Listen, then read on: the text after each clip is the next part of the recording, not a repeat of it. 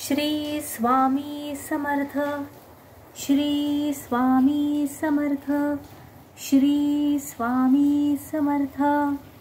बघा, आता आपल्या स्वामींची एक लीला सकाळी सकाळीच मला पाहायला मिळाली। स्वामींनी अचानक मला सांगितलं की मला गोड्या नैवेद्याचं ताट वाढून दे।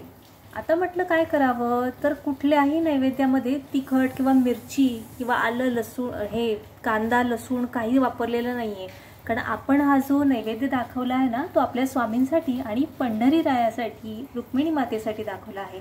त्याच्यामध्ये कांदा लसूण कुठेच नाहीये आणि शिवाय स्वामींनी जसं सांगितलं त्याप्रमाणे तिखट पण नाहीये।